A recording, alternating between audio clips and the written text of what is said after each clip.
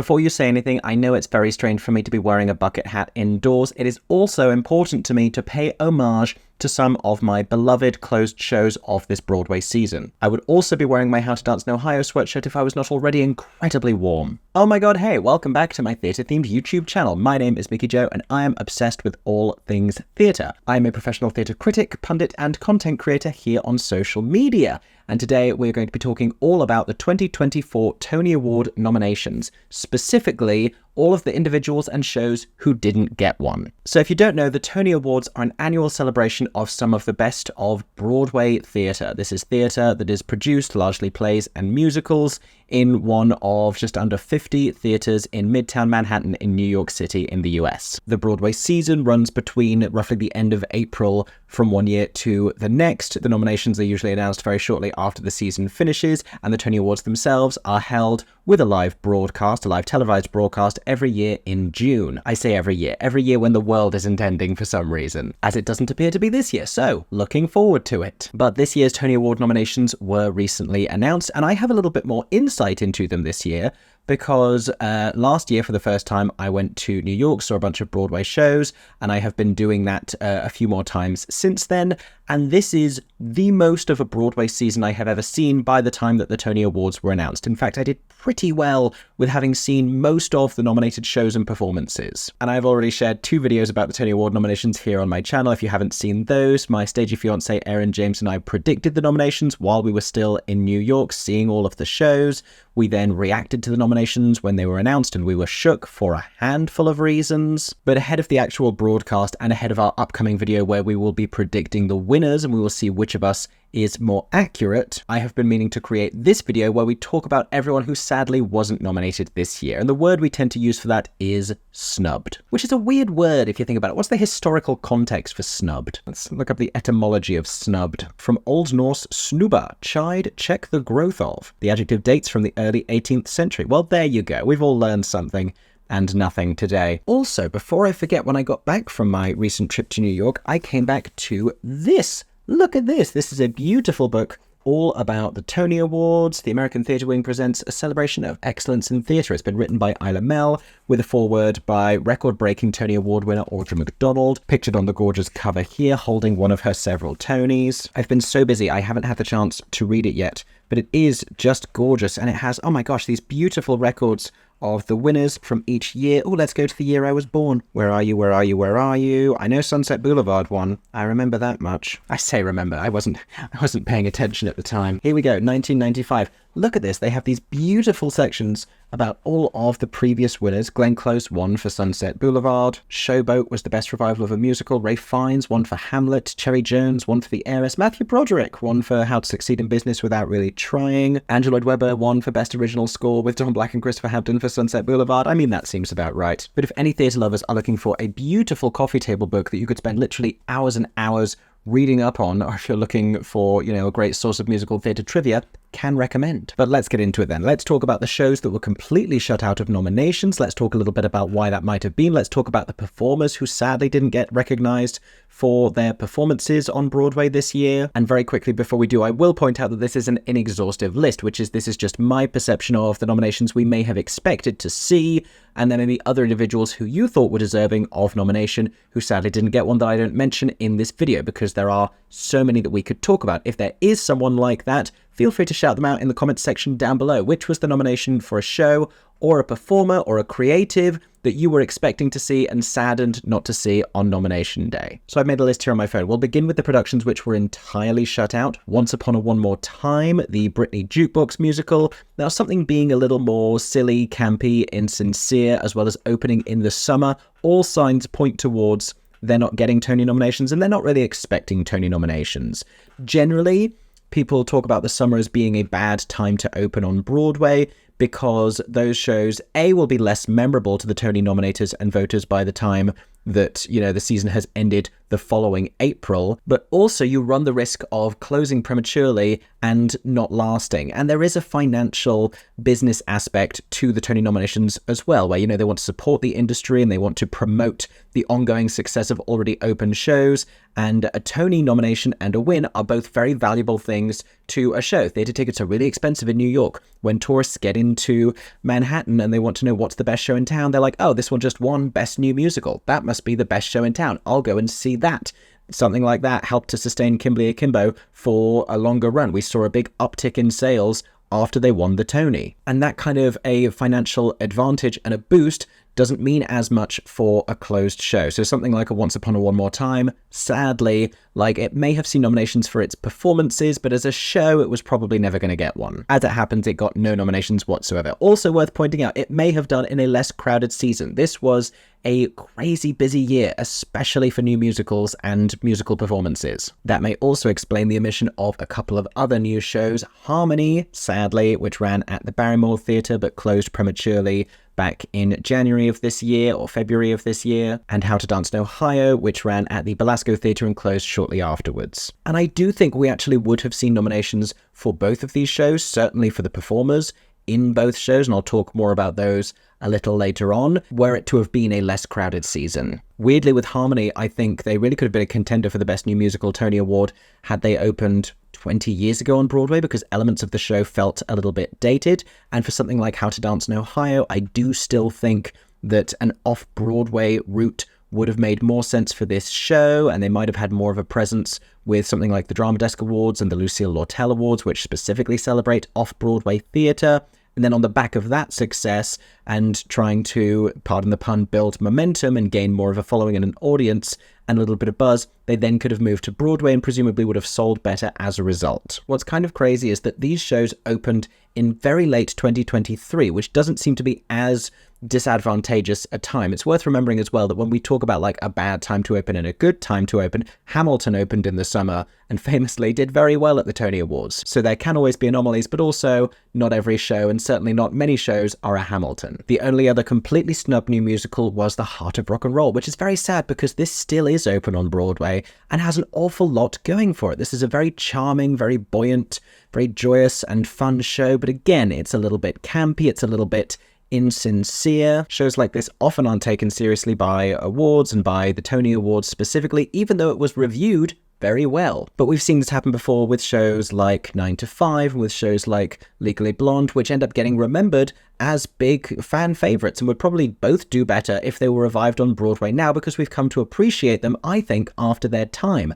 Sadly, the same thing may end up happening with The Heart of Rock and Roll, and it really is sad because Tony nominations and the right Tony nominations really could have helped to boost this show's box office while it's still trying to find an audience at the James L. Jones Theatre on Broadway. If you're looking for one of the most fun shows you could see on Broadway right now, just something that's going to make you smile, something cheesy, something nostalgic that your parents might love, that kids might love, go and see The Heart of Rock and Roll. It's really fun. Now, the only other musical which was completely omitted from this year's nominations was The Wiz, which was a musical revival. Very surprised not to see anything for The Wiz whatsoever. I thought for sure that in at least one of the performance categories, we might have seen some of their cast members. I can't really speak much further to this because it's one of the few shows I didn't see on my recent trip to New York, and there were a few reasons for that. I was going off of buzz and not having heard the greatest things about it. I had to prioritize a lot of other shows because it was a really busy time and there were so many new shows opening and we only had a finite number of slots.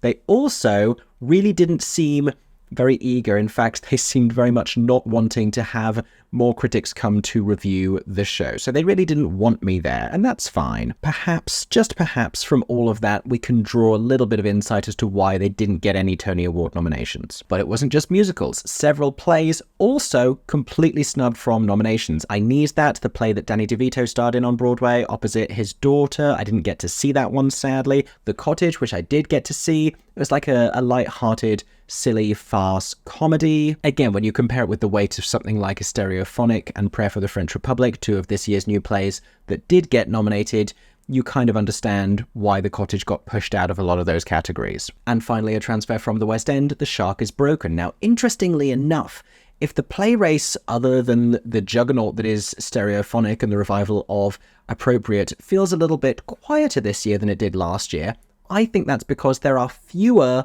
West End to Broadway transfers. There are a couple, including The Shark is Broken and Patriots, currently playing at the Barrymore Theatre, which opened there after Harmony closed. But we've seen, specifically last season, so many West End to Broadway transfers arriving at the same time. Prima Facie and Life of Pi and Leopoldstadt, all facing off against each other for Best New Play. I think there was a fourth as well, but this has often been the case that a lot of the most successful London plays will get sent over pretty promptly to New York and end up being in awards contention. Now let's talk about the shows which were largely snubbed. The ones I have here on my list. The Notebook, that got nominated in a couple of creative categories and for a couple of its performers, but not picking up as many nominations as people may have expected. Certainly as people may have expected before it opened and received mixed reviews, and the tide started to turn a little bit. Here Lies Love. Now, I don't know if anyone was expecting to see as many nominations as it actually did get. I've called this largely snubbed, but the response from people was generally that they actually had a much better day than people thought they might. That's because Here Lies Love also sadly closed prematurely in December of 2023, which does not put it in a good position. It did, however, get some creative nominations. It didn't get a nomination for Best New Musical. Its performers didn't get a nomination. I'll talk about that. But it did pick up a nomination for Best Original Score and for Set Design as well, and for Choreography. Grey House is another similar one. That ran in the summer and it closed early. And it was largely shut out of most of the nominations, but it picked up a couple, which again, I think is more than people were expecting for it to. It also, a lot of plays don't do as much with their technical elements. A lot of plays are more naturalistically produced and directed. And Grey House, though I didn't get to see it, and I'm so sad I didn't get to see it because I heard such intriguing things, it did a lot with its lighting, with its sound, because it was delivering spooky illusions on stage. Back to the Future is another one that's on my list here. Roger Bart was nominated for his performance. Leading man Casey Likes was not, despite having been nominated for other awards this Broadway season. It's interesting because Roger Bart was snubbed at the Olivier's back in London, where Back to the Future won Best New Musical in what I will admit was a slightly quiet and unusual post-COVID re-emergence year. But at the Olivier's, Hugh Coles was nominated for his performance. Hugh Coles then transferred with the show, with Roger, to Broadway and wasn't nominated for the Tonys. Back to the Future is another one that opened in the summer, but I also think that they would have been quite surprised to receive a bunch of Tony Award nominations. And it's the kind of a show that isn't trying to sell to that crowd. If you're going to see Back to the Future, the musical, you already know what to expect, and you kind of already know what it is, and you're going to see it out of a love and a knowledge of the film. It's like Mamma Mia. They don't really need the award wins because their branding is quite separate to that. The shows that I would characterize as needing the award wins very badly are the more artsy things. Something like Suffs needs that justification, that validation of the awards wins saying, oh yes, this is of quality, this is high art, so that people know if they may be if there are wealthy women who want to take their granddaughters to go and see this show and they don't want it to be something silly and insincere and they want to know that it's good, they might wait for the Tony nominations. Gutenberg is on this list as having been largely snubbed. Again, there are only so many categories we probably would have expected to see Gutenberg in because it was a two-person show, so you're probably unexpecting to see things like choreography. There aren't that many performances. Sadly, Josh and Andrew, neither of them were nominated for their performances. We'll talk more about that in a moment. Uncle Vanya, largely snubbed. I did not enjoy this production particularly at Lincoln Center. I didn't get to see An Enemy of the People, but that picked up comparatively more nominations for being another classic play revival. Ibsen beat Chekhov on that one. Patriots was one of the West End to Broadway play transfers I mentioned, and it didn't win the Olivier when it was in the West End. It similarly hasn't really lit up Broadway. It probably had more of an impact in London, honestly. The Great Gatsby was largely snubbed. I don't know if I'm completely surprised by this because it isn't, and I will talk about it. I will do a full review coming at some point to my channel. There are a lot of Broadway shows I still need to talk about, but the thing with The Great Gatsby is that it's very crowd-pleasing and it's very entertaining, and it doesn't really mind the depth of its material in a way that feels necessarily completely artistically fulfilling. I'll expand more about that in a fuller review video, but I'm not hugely surprised to see it not picking up Tony nominations. What is surprising is that it got nominated in different creative categories to the ones we may have thought. Finally on this list, I have The Who's Tommy, which was only nominated in one category, which was Best Revival of a Musical. It beat out The Wiz to get that fourth slot. Now, Best Revival of a Musical this year looks like Cabaret versus Merrily We Roll Along, with Gutenberg also in there, doing very well to get that nomination, And The Who's Tommy, also doing very well to get that nomination, beating out The Wiz. So if there's one nomination Tommy really needed, it was Best Revival of a Musical. Sadly, there's no way they're going to win this one. It's Merrily versus Cabaret. But regardless of what I thought about Tommy, and I will be reviewing that one on my channel very soon, you should see that by the end of this week, I'm surprised it didn't get more technical nominations, honestly. Then we go over to the creatives. Now, again, this is an inexhaustive list. These are literally just the ones that I was brainstorming and thinking, which are the names I was surprised not to see. The biggest shock, Rebecca Frecknell, not getting a nomination as the director of the Cabaret revival. Now, when Cabaret was in London, very celebrated, won a bunch of awards, talk of the town, hottest ticket, swept the Olivier's. It went over to New York, and even before it got there, Broadway was a little bit apprehensive, and a lot of people I knew weren't sure or were pretty convinced it wasn't going to go down as well in New York as it did in London. Sure enough, the critics did not take to it as kindly as the London critics did. That's not to say everyone in London thinks it's perfect, that is not the case, but it didn't receive as positive a reception in New York. And so some people were expecting to not see many Tony nominations for this show, but that's not what happened, because guess what? The New York critics are not the same people as the New York audiences, are not the same people as the Tony Award nominators, are not the same people as the Tony Award voters. These are all different groups of people, different demographics, different tastes, different mindsets, different viewpoints, viewing the show through a different kind of a lens, and they will take different things from that. So just because something doesn't land with the critics doesn't mean it's not going to get a bunch of Tony nominations. And Cabaret got a lot of Tony nominations, but didn't get one for Rebecca Frecknell, which is a shame, because not to discredit anyone's work, but if Rebecca Frecknell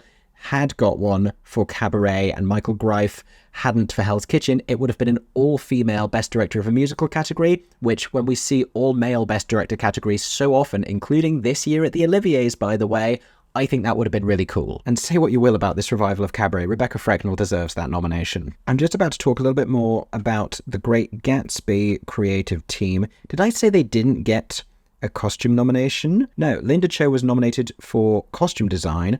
Corey Patak was not nominated for lighting, which is crazy because this show has some really beautiful lighting, but Paul Tate-Dupuis III was also not nominated as the scenic and projection designer, which boggles my entire mind. Again, not to take away from any of the other individuals who were nominated, but the Great Gatsby set, I think, is really good. Like, it was already great in Paper Mill, it's got even better on its journey to the Broadway theatre. And the only bad thing I've heard said about it is that, it doesn't feel like it's like a new set, like it's very classic Broadway, like flats come in, and like it creates a lot of different locations. But I think the way in which they blend the flats and the set pieces with projections is some of the best examples of that I've ever seen. Like, projections and video screens are here to stay. That is just a fact, that's just a reality, especially for shows that depict a lot of different locations and are going for like bright and flashy and garish. They're not going for like subtly beautiful hand-painted watercolor backdrops. They are going for like roaring 20s with a roar. And the way that they combine both of these features does it so much better than a lot of other examples we've seen of this technique. And also,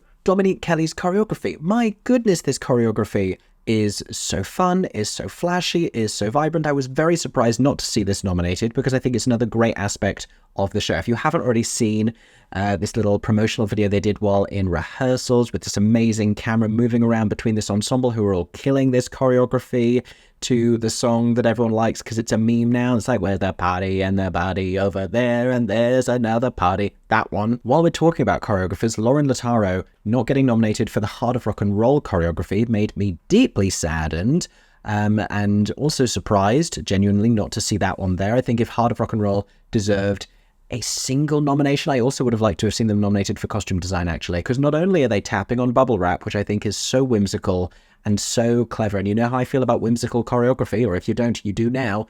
I think the whole thing, the way that it uses these 80s elements, the whole second act opening sequence, the title song, The Heart of Rock and Roll, it's so good, it's so brash and bold and throwback nostalgic, it's just great, it's joyous, it's wonderful choreography. I will restate that Gareth Owen's sound design for Tommy deserved a Tony nomination, but Gareth did get recognised for his sound design for Hell's Kitchen, which is a new musical, is always going to be able to get more nominations than revivals. Revivals can only get so many because they can't get nominations for Best Book of a Musical or Best Original Score. And so from like a marketing angle, it's kind of more important for the new musicals to get more nominations so they can like share the big numbers on their advertising, say like 12 Tony nominations, 11 Tony nominations, 13 Tony nominations, stuff like that. Now I have a Merrily We Roll Along one on this list here, and it's a hugely celebrated, sold out big revival. It's one of the biggest hits of the Broadway season, right? And they got a lot of nominations. They got nominated for 3 of their cast members, and Maria Friedman got nominated for her direction, which I am so pleased about. And the show got nominated for Best Revival. I think they were also nominated for orchestrations. But the one I also think they did deserve was costume design. I think not only are they very stylish, and they have to capture several different eras, but also they were very meaningful, and the use of color and this contrast between black and white and what that was designated to mean, and then these brown tones and how that sort of inherently othered Mary and Charlie increasingly throughout the show, I thought was really clever and deserving of Tony nomination. Those costumes were designed by Sutra Gilmore, who also designed the show's set. Just quickly going back to the shows that were entirely snubbed, I do think The Cottage ought to have been nominated for its set design. That set was incredible. I actually was lucky enough to be able to briefly walk across it after the performance was finished, not during the show. I was sat down watching, but I got to see all of the detail of it, and brilliant set design. Deserved a nomination very much. But my final snubbed creative in this section is Ingrid Michaelson, who didn't receive a Tony nomination for her score of The Notebook. And I didn't predict that she was going to get one, but I do think that this was a snub nonetheless, and not just because, she's a name as a singer-songwriter who you may have expected the Tonys to want to include to help boost their profile on the back of like Sarah Bareilles writing Waitress and this new wave of like singer-songwriters and like Anais Mitchell with Hadestown, and the rumors of Taylor Swift possibly writing a Broadway show. But also the score for The Notebook is legitimately very beautiful, very stirring. I think there are elements of it that could be more theatrical, but certainly I was a little surprised not to see it getting a Tony Award nomination. And I know other people were as well. Finally then, we get on to the snubs that I know some people feel the most strongly about. And this is because these are the performers that you see on stage and that you form the closest connection with, the human beings whose work that you can see. Like the creatives are doing all of their stuff and their passion and their artistry is happening behind the scenes, but you are seeing the sweat and tears in many instances of these performers actually happening on stage. So out of a very busy and very extensive Broadway season, let me share with you who I think was particularly snubbed from getting a Tony nomination earlier this month. So we've already talked about them, but Casey Likes and Hugh Coles for Back to the Future. The fact that Hugh was a nominee and Ollie Dobson, who was our Marty McFly in London, was also a nominee, I believe, at the Olivier Awards, and then both of those roles didn't get nominations on Broadway did surprise me. I do think that they were smart to petition or to allow whatever happened Roger to be supporting rather than leading. Another performer who actually won the Olivier Award and then didn't get a Broadway Tony Award nomination is Will Keane in Patriots. Michael Stuhlbarg got a nomination as leading actor in a play for Patriots, but Will Keane didn't get one for his supporting performance. And I was surprised by that, because it's not like Broadway is overwhelmed by a lot of really talked about supporting performances by actors in plays this season. Like, fair enough, 3 of the guys from Stereophonic got in, and that probably filled up a lot of the category and ended up being what pushed Will Keane out, possibly. Speaking of men in plays, Steve Carell did not get a nomination for Uncle Vanya. And again, celebrity names doing Broadway. You wouldn't be hugely surprised to see him getting a nomination, if only to help boost the profile of the Tony Awards. They're also thinking about TV ratings. They have a lot to consider with all of this, but William Jackson Harper did get the nomination, and I think got it over Steve Carell. And having seen Uncle Vanya, I do think that William Jackson Harper is a lot better in it, and has a slightly more interesting role as well, to his credit. Now, because I saw more musicals than plays this season, the rest of the performers are all from the musical theatre realm, so if there are any other snubbed performances from plays... Oh, no, I do have another one. Frances Benhamou, who played the sister in Prayer for the French Republic. I thought she stole that show on several occasions. I thought she was brilliant, and I was really genuinely surprised she wasn't nominated. Again, there were 2 Stereophonic performers in the featured actress in a play category, which made it that little bit harder for anyone else to break into it. Stereophonic having their entire cast go featured was a little bit of a surprise when that was announced. Does that make it more likely that they will win in both of those categories, in actor and actress, or does it make it more likely that they will split the vote and it will then go to someone else? All will be revealed in June. We will have to wait and see. But like I said, on to the musicals. So I have just written the Notebook cast. Now, 2 of them did. Dorian Harewood and Marianne Plunkett both got nominations for leading actor and actress in a musical, respectively, as Older Ally and Older Noah, and I'm very pleased to see both of them nominated. I'm really rooting for Marianne Plunkett, actually. But I feel like everyone who is talking about The Notebook is talking about Joy Woods as well, singing My Days. That is one of the moments, the memorable moments of this Broadway season. I think it's really connecting to people, and I'm sort of astonished and saddened not to see Joy Woods getting a nomination, because I think that would have been very deserved. And there were 7 nominees in Featured Actress in a Musical. 7, and Joy Woods didn't break into that category. I was shocked. Also John Cardoza, for what it's worth, and Andrea Burns, but she has the same issue that Crystal Joy Brown had in Merrily, where because Joy Woods would have been featured and because Lindsay Mendez was featured, them having smaller roles means they don't really enter awards contention. And I've said it before, I'll say it again.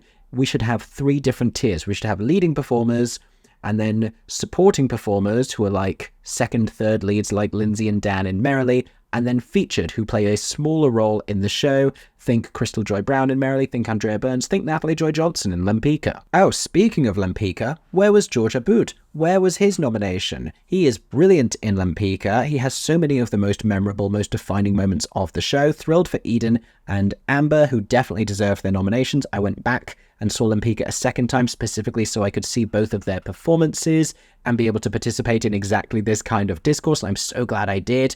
But I think George should have been nominated as well. Oh, I lied. Here's another play one as well. Dana Steingold should have got a nomination for The Cottage. Again, show-stoppingly funny in that show. And we shouldn't be forgetting comedies. Comedy is still difficult to get right. Just because you're laughing at the theatre doesn't make it, less serious, less legitimate in any way. We need to remember and nominate these solely comedic performances. Dana was so funny in The Cottage, and her line reading of the line, "He's bigger than me," as not only remains rent-free in my mind, but has actually poisoned my mind, and I now just subconsciously say so many things like that, and Aaron will constantly tell me, "You're still saying it like Dana Steingold from The Cottage," and it's never going to go away. It's never going to go away. While we're talking about supporting cast who have a different amount of material, I've written the entire SUFF supporting cast. I've said this before, I'll say it again. I need a 5th Tony Awards acting category this year. I need for us to have featured actor in a musical, featured actress in a musical, and featured actresses in SUFFs the musical, because I could give you 6 from SUFFs alone who deserve nominations. I'm thrilled that Nikki M. James did. If one of them from SUFFs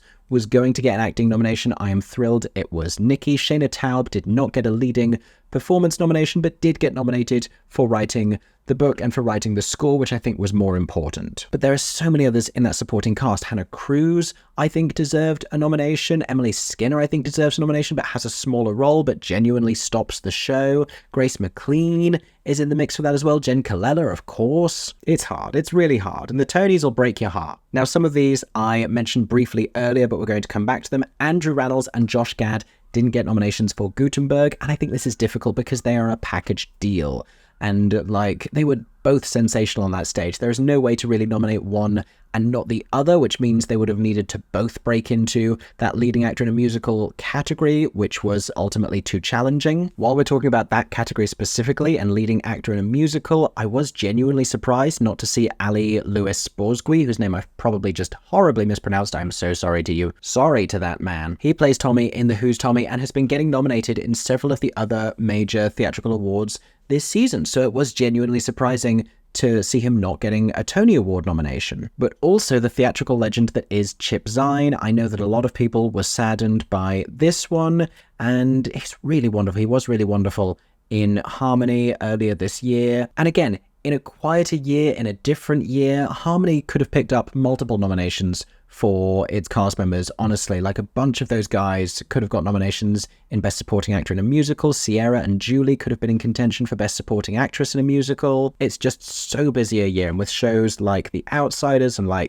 Hell's Kitchen with a lot of great featured performances. It just made it impossible. I've got a couple more on this list. Some people were sad not to see a nomination for Jeremy Jordan for The Great Gatsby. I also think Eva Noblezada even more deserving of one for the beautiful performance that she gives in that show. And while we're talking about leading actresses in a musical, Malaya Joy Moon was nominated for Hell's Kitchen as a newcomer, which was very exciting to see. But Nichelle Lewis, who stars as Dorothy in the revival of The Wiz, was not. And not just her. Like I said before, none of the cast members from The Wiz were nominated for their performances. Having not seen the show, I don't know who the standouts really are, but I had heard a lot of people predicting that a handful of them would have got nominations. Sadly didn't happen. Do you know another cast that was shut out entirely? Water for Elephants. I apologize to you, those poor, poor elephants. But in all seriousness, Paul Alexander Nolan not getting a nomination for Best Supporting Actor in a Musical for Water for Elephants surprised me very much. Again, The Outsiders getting 2 in that category I think changed a lot of things about how it ended up looking.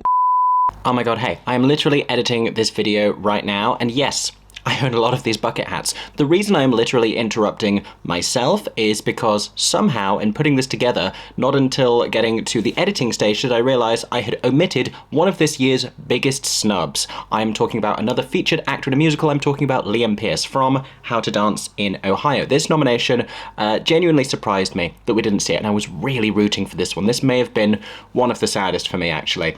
And I think it would have been not only hugely deserved, he is very talented. I genuinely think we are witnessing the birth of a new Broadway star in this season. Right now, the best moments in How to Dance in Ohio were centered around Liam. He was fantastic, he was compelling, he was so expressive, but also it would have been a great way to have his nomination be sort of flying the flag for the brilliant casting of How to Dance in Ohio and the brilliant ensemble cast of How to Dance in Ohio, while we still don't have awards recognition for like best ensemble cast, best company.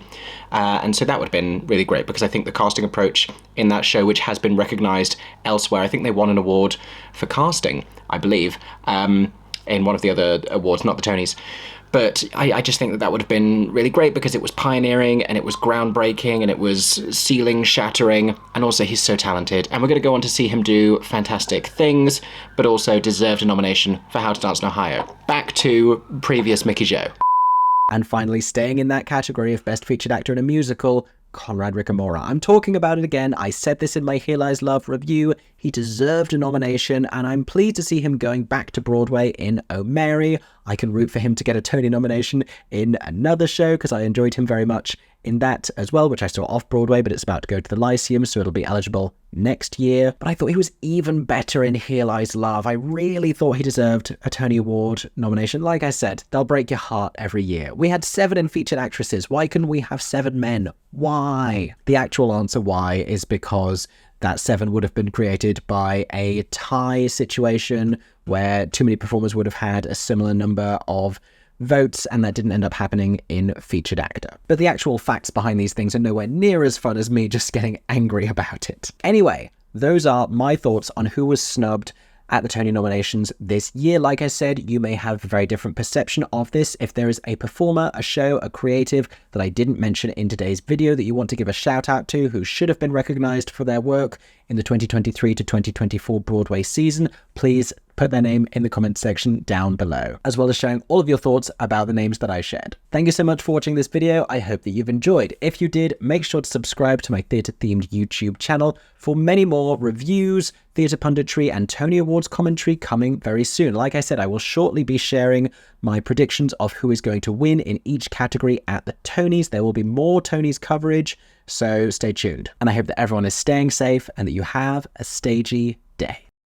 For 10 more seconds, I'm Mickey Joe Theatre. Oh my god, hey. Thanks for watching, have a stagey day. Subscribe!